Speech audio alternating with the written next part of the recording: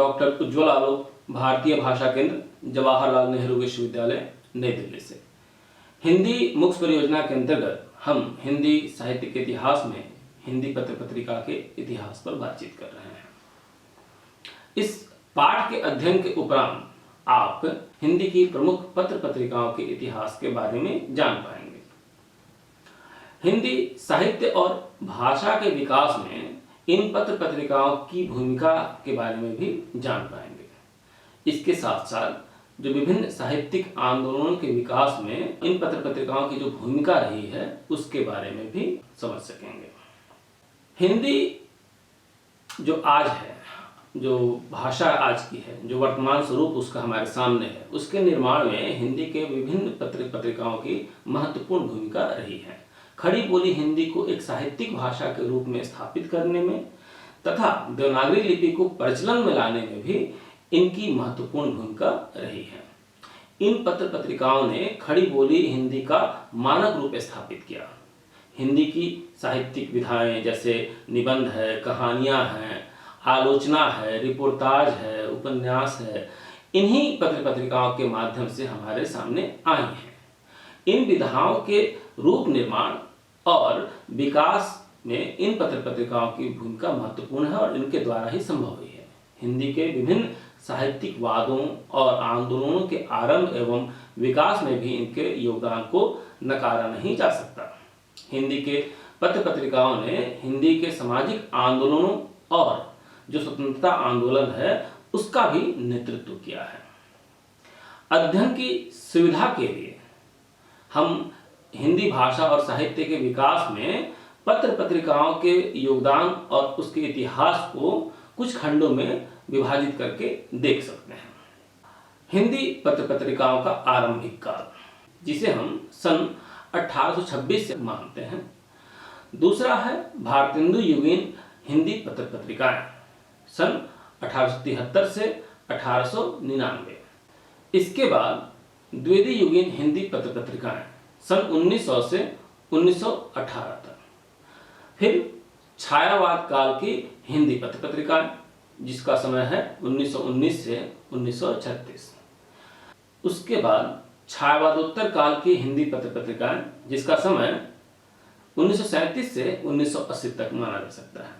फिर समकालीन हिंदी पत्र पत्रिकाएं, सन 1980 से लेकर अब तक। हम सबसे पहले आरंभिक काल पे बात करते हैं, जिसका समय हमने 1826 से लेकर के 1872 तक माना है। भारत में अंग्रेजों के आगमन और ईस्ट इंडिया कंपनी के शासन की स्थापना के बाद आप देखेंगे कि औद्योगिकीकरण और मशीनीकरण का कार्य आरंभ हो गया। भारत में कल कारखाने लगने लगे, विद्यालयों की स्थापना होने लगी, कॉलेजों की स्थापना होने लगी, प्रिंटिंग प्रेस, मुद्रण, टंकन आदि अंग्रेजों की इच्छा के अनुरूप स्थापित किए जाने लगे। इन गतिविधियों का प्रमुख जो केंद्र था वह था कोलकाता। उस समय कलकत्ता बोला जाता था।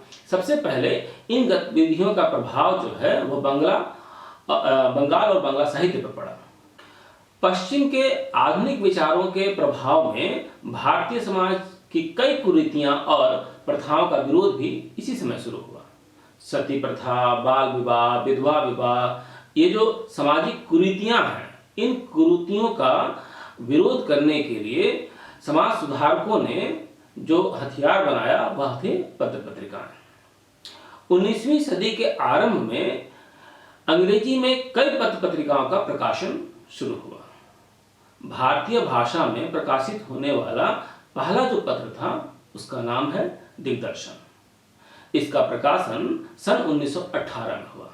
यह बांग्ला भाषा में प्रकाशित हुआ था। बाद में समाचार दर्पण के नाम से साप्ताहिक रूप में प्रकाशित होने लगा। इस पत्र के संस्थापक जेसी मार्शमैन एक पादरी थे। इसी समय पत्रकारिता जगत में आप देखेंगे कि समाज सुधारक राजा राम मोहन राय जो है उनका पदार्पण होता है। उन्होंने अपने विचारों को जन जन तक पहुंचाने के लिए बंगला में संवाद कौमुदी नामक एक साप्ताहिक पत्र प्रकाशित किया 1821 में। उसी समय से इसका आरंभ हुआ। आलोचकों ने राजा राम मोहन राय को भारतीय पत्रकारिता जो है उसका जनक माना है। हिंदी का जो पहला पत्र है उदंत मार्तंड, इसका प्रकाशन 30 मई 1826 को हुआ, पहला प्रकाशन। इस साप्ताहिक पत्र के प्रवर्तक युगल किशोर शुक्ल थे। लगभग 1.5 वर्ष चलने के बाद यह बंद हो गया। ध्यान रखें कि उन दिनों कोलकाता राजनीतिक गतिविधियों का केंद्र था। फलस्वरूप उस दौर की सबसे महत्वपूर्ण जो पत्र पत्रिकाएं हैं, जैसे उदंत मार्तंड 1826, बंगदूत 1829, प्रजामित्र 1834, मार्तंड 1846 और समाचार सुधावर्षन 1854 आदि का प्रकाशन भी वहीं से हुआ। इनमें से सुधावर्षन जो है वह दैनिक पत्र था, शेष जो थे वो साप्ताहिक पत्र थे। सुधावर्षन को हिंदी का पहला दैनिक पत्र होने का गौरव भी प्राप्त है। बनारस अखबार हिंदी पट्टी में प्रकाशित होने वाला पहला पत्र है। इसका प्रकाशन सन 1845 में गोविंद नारायण दत्ते के संपादन में काशी से हुआ। माना जाता है कि इस पत्र का प्रकाशन राजा शिव प्रसाद सितारे हिंद की प्रेरणा से हुआ था। बनारस अखबार की भाषा उर्दू की ओर झुकी हुई थी। काशी से ही सन 1850 में एक अन्य पत्रिका सुधाकर का प्रकाशन हुआ।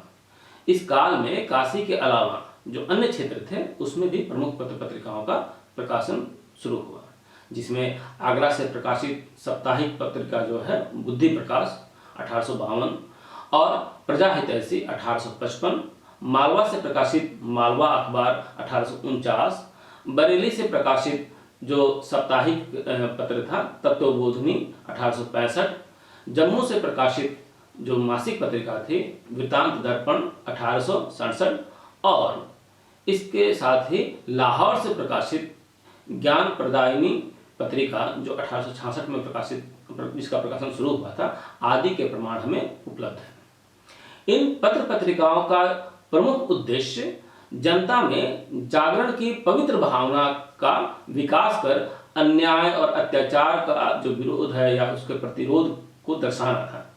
इनमें प्रयुक्त जो भाषा थी वो बहुत सरल थी। भाषा के दृष्टिकोण से राजा लक्ष्मण सिंह के संपादन में निकलने वाली एक पत्रिका थी प्रजा हितैषी, वह बहुत उल्लेखनीय है। इस पत्रिका की भाषा संस्कृत निष्ठ हिंदी थी। सन 1826 से लेकर सन 1872 तक हिंदी पत्रकारिता जो है वह अपने शैशव अवस्था में थी। हालांकि भारतेंदु ने सन 1867 में कवि वचन सुधा का काशी से प्रकाशन कर एक नए युग के आगमन की घोषणा कर दी। कवि वचन सुधा में अनेक प्राचीन और नवीन कवियों की कविताओं का कहें कि संकलन हुआ था और उसका संपादन किया गया था। प्रारंभ में यह पत्रिका जो थी वह मासिक रूप से निकलती थी। आगे चलकर समाज और देश की जो दुखद अवस्था है उस समय की, उससे प्रेरित होकर भारतेंदु ने इस पत्रिका को मासिक के बजाय पाक्षिक कर दिया। कवि वचन सुधा हिंदी नवजागरण का प्रतीक थी। इसके बाद भारतेंदु युगीन पत्र पत्रिकाओं का समय आता है जो 1873 से 1899 या 1900 तक माना जा सकता है।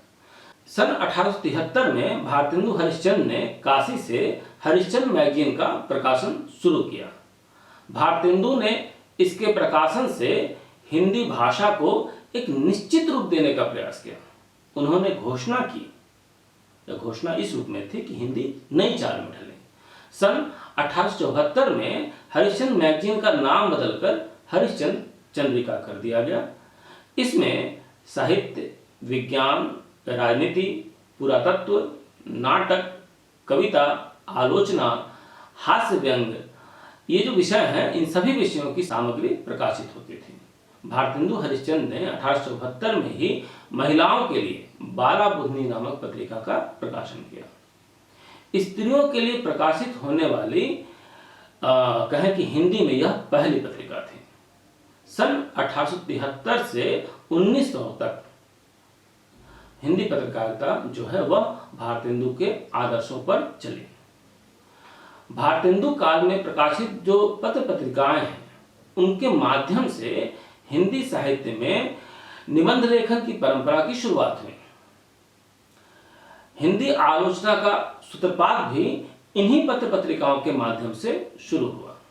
इस काल में बद्री नारायण चौधरी प्रेमघन, उन्होंने अपनी पत्रिका आनंद कादंबनी में, जो जिसका प्रकाशन 1881 शुरू हुआ, उसमें लाला श्रीनिवास दास कृत संयुक्ता स्वयंवर की समीक्षा लिखी। बालकृष्ण भट्ट, जो कि भारतेंदु मंडल के थे, प्रयाग से प्रकाशित अपनी पत्रिका हिंदी प्रदीप 1877 से जो प्रकाशित है, उसमें सच्ची समालोचना शीर्षक से संयुक्ता स्वयंवर की आलोचना की। प्रताप नारायण मिश्र के संपादन में कानपुर से निकलने वाली एक पत्रिका थी जिसका नाम था ब्राह्मण। इस युग की प्रमुख पत्रिका के रूप में उसका भी नाम आता है। काशी पत्रिका 1876, भारत मित्र 1877, सार सुधानिधि 1878, भारतेंदु 1882, मित्र विलास 1877, नागरी प्रचारणी पत्रिका 1895 आदि जो है इस युग की प्रमुख पत्र पत्रिकाएं हैं। भारतेंदु युग में हिंदी साहित्य की कई विधाएं, जैसे निबंध है, आलोचना है, नाटक है, उपन्यास है आदि का जो विकास है, इन्हीं पत्र पत्रिकाओं के माध्यम से शुरू हुआ। हिंदी गद्य के विकास और हिंदी भाषा के मानकीकरण में भारतेंदु युग का अमूल्य योगदान है। खड़ी बोली हिंदी को वाद विवाद की भाषा के रूप में भारतेंदु युग में ही स्थापित करने का काम हुआ है। इसके बाद आता है समय द्विवेदी युगीन पत्र पत्रिकाओं का, सन 1900 से 1918 के आसपास। भारतेंदु युग में खड़ी बोली हिंदी स्थापित तो हो गई, लेकिन इसके मानकीकरण का काम अभी बाकी था। इसके अलावा खड़ी बोली हिंदी को अभी कविता के लिए देखेंगे आप कि अनुपयुक्त समझा जाता था। सन 1895 में नागरी प्रचारणी पत्रिका और सन 1900 में प्रयाग से प्रकाशित सरस्वती के प्रकाशन के साथ हिंदी पत्रकारिता के इतिहास में कहा जाए तो एक नया अध्याय जुड़ गया। 19वीं सदी के उत्तरार्ध में सन 1893 में काशी नागरी प्रचारणी सभा की स्थापना हिंदी साहित्य और भाषा के इतिहास में ऐतिहासिक घटना है। श्याम सुंदर दास और उनके दो मित्रों राम नारायण मिश्र और शिव कुमार सिंह ने इस संस्था की स्थापना की। इन साहित्य प्रेमियों का लक्ष्य हिंदी आर्य भाषा और साहित्य का उत्थान करना था। इस दिशा में सभा में सबसे पहले आर्य पुस्तकालय, जो आर्य भाषा पुस्तकालय की स्थापना की गई। नागरी प्रचारणी सभा की साहित्यिक गतिविधियों से प्रभावित होकर प्रयाग के इंडियन प्रेस द्वारा हिंदी में सरस्वती पत्रिका का प्रकाशन आरंभ हुआ। इसके संपादक मंडल में कार्तिक प्रसाद खत्री, किशोरी लाल गोस्वामी, जगन्नाथ दास बीए, राधा कृष्ण दास और श्याम सुंदर दास थे। सरस्वती का जो प्रकाशन है, हिंदी की जो साहित्यिक पत्रकारिता है, उसमें एक नए युग का शुभारंभ करती है। इसने 20वीं सदी में हिंदी भाषा, कविता, कहानी तथा साहित्येतर विषयों के संकलन और संपादन पर बल दिया और इसके द्वारा हिंदी पत्रकारिता को समृद्ध किया। इस अवधि में श्रेष्ठ कोटि के लेख प्रकाशित हुए, जिससे हिंदी की गतिविधियों में सक्रियता आई। जनवरी 1903 से सरस्वती का संपादन जो है वह आचार्य महावीर प्रसाद द्विवेदी को सौंप दिया गया। द्विवेदी जी ने सरस्वती के माध्यम से भाषा संस्कार और व्याकरण के शुद्धिकरण के जो प्रयास किए, उनका सकारात्मक प्रभाव तत्कालीन साहित्यकारों पर पड़ा। इसके अलावा उन्होंने सरस्वती के माध्यम से कवियों को खड़ी बोली हिंदी में कविता लिखने को प्रेरित किया। खड़ी बोली हिंदी की कई आरंभिक कविताएं सबसे पहले सरस्वती में ही प्रकाशित हैं। यहाँ एक बात ध्यान देने वाली है कि जो पहली दलित कविता है, हालांकि वो भोजपुरी में छपी थी, अछूत की शिकायत, हीरा डोम ने इसकी रचना की थी, वह सरस्वती में ही प्रकाशित हुई थी। सन 1902 में चंद्रधर शर्मा गुलेरी ने जयपुर से समालोचना का प्रकाशन आरंभ किया। सन 1903 में गया से लक्ष्मी का प्रकाशन शुरू हुआ। बाद में लाला भगवान दीन ने इस पत्रिका का संपादन किया। छायावादी कवि जयशंकर प्रसाद की प्रेरणा से उनके भांजे अंबिका प्रसाद गुप्त ने सन 1909 में काशी से इंदु का प्रकाशन शुरू किया। माखनलाल चतुर्वेदी के संपादन में सन 1913 में खंडवा से प्रभा का प्रकाशन प्रारंभ हुआ। इन पत्र पत्रिकाओं के प्रकाशन से हिंदी में गंभीर साहित्य की रचना होने लगी। उस दौर की जो पत्र पत्रिकाएं हैं उनमें प्रकाशित लेखों आलोचनाओं की वजह से हिंदी आलोचना का स्वरूप स्थिर हुआ, प्रौढ़ हुआ। द्विवेदी युग की जो पत्र पत्रिकाएं हैं उसका हिंदी कहानी के विकास में भी अहम योगदान है। हिंदी साहित्य में कहानी लेखन का सूत्रपात इसी युग में हुआ। शुरुआती कहानियां जो प्रकाशित हुआ किसी न किसी पत्र पत्रिकाओं में ही प्रकाशित हुई थी। किशोरीलाल वाजपेयी की कहानी इंदुमती को आचार्य रामचंद्र शुक्ल ने हिंदी की पहली कहानी माना है। इस कहानी का प्रकाशन सन 1900 में सरस्वती में हुआ। सरस्वती पत्रिका में ही सन 1903 में रामचंद्र शुक्ल की कहानी 11 वर्ष का समय प्रकाशित हुआ। सन 1907 में बंग महिला की कहानी दुलाई वाली और सन 1915 में चंद्रधर शर्मा गुलेरी की कहानी उसने कहा था प्रकाशित हुई। हिंदी की पहली मौलिक कहानी जिसे मानी जाती है एक टोकरी भर मिट्टी। इसका प्रकाशन छत्तीसगढ़ मित्र में हुआ सन 1901 में। जयशंकर प्रसाद की आरंभिक कहानियों का प्रकाशन हिंदू में हुआ था। बाद में इन कहानियों का संग्रह छाया नाम से सन 1912 में प्रकाशित हुआ। राधिका रमन प्रसाद की कहानी कानों में कंगना भी जो है वह 1913 में हिंदू में प्रकाशित हुई थी। द्विवेदी युग में आकर साहित्यिक और राजनीतिक पत्र पत्रिकाओं की जो धारा है वह दो भागों में विभक्त हो गई। इस समय के जो प्रमुख राजनीतिक पत्र थे उनमें कोलकाता से दो साप्ताहिक पत्र हितवाणी और नृसिंह का प्रकाशन होता था। कोलकाता से ही कोलकाता समाचार 1914 और विश्वमित्र 1916 जो है वह प्रकाशित होते थे। दोनों दैनिक पत्र थे। अभ्युदय 1907, कर्मयोगी 1909, दोनों ये जो पत्र थे वह साप्ताहिक पत्र थे। इनका जो प्रकाशन था वह प्रयाग से होता था। अभ्युदय के जो संपादक थे वे थे मदन मोहन मालवीय। प्रयाग से ही सन 1910 में पंडित कृष्णकांत मालवीय उन्होंने मर्यादा का प्रकाशन शुरू किया। कृष्णकांत मालवीय के बाद इसके जो संपादक थे वे थे संपूर्णानंद। बाद में कुछ समय के लिए प्रेमचंद ने भी इसका संपादन किया। इस दौर का सबसे अधिक प्रसिद्ध राजनीतिक जो पत्र था वह था प्रताप।